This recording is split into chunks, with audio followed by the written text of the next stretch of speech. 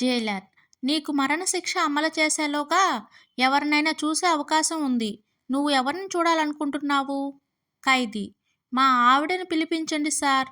Jailer: అదేంటి, నీకు తల్లి కన్నా భార్య ఎక్కువైందా? ఖైదీ: అలా కాదు సార్, మళ్ళీ జన్మంటూ ఉంటే పుట్టిన వెంటనే మా అమ్మని చూస్తాను, కానీ మా ఆవిడని చూడాలంటే 21 ఏళ్ళు ఆగాలి కదా సార్.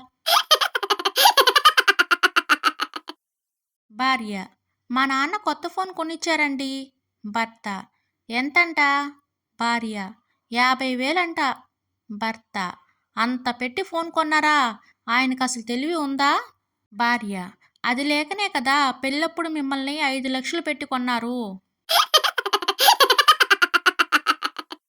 మామగారు: ఏంటి అల్లుడు గారు, భోజనం చేయలేదంట? అల్లుడు: మీ అమ్మాయి ఏం చేసినా ఏదో వంక పెడుతుంది. మామగారు: అవన్నీ పట్టించుకుని భోజనం మానేస్తే నీరసం వస్తుంది కదా. అల్లుడు: పోనీలే మామయ్య, మీకైనా నాపై జాలి వేసింది.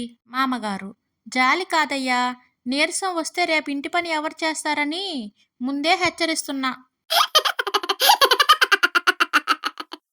భార్య: ఏంటండి ఈ మధ్య అంత రాక్షసంగా ప్రవర్తిస్తున్నారు? ఏమైంది మీకు?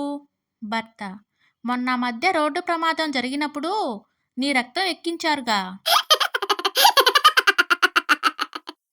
పరందామయ్య: ఏమైందిరా, అలా తలకిందులుగా ఎందుకు వేలాడుతున్నావు?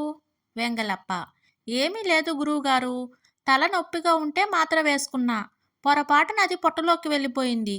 అది తలలోకి వచ్చి నొప్పి తగ్గిస్తుందని ఇలా వేలాడుతున్నా. తండ్రి: గడియారంలో బ్యాటరీలు ఎందుకు తీసేశావురా? కొడుకు: టైం వృధా చేయొద్దని మా టీచర్ చెప్పింది నాన్న.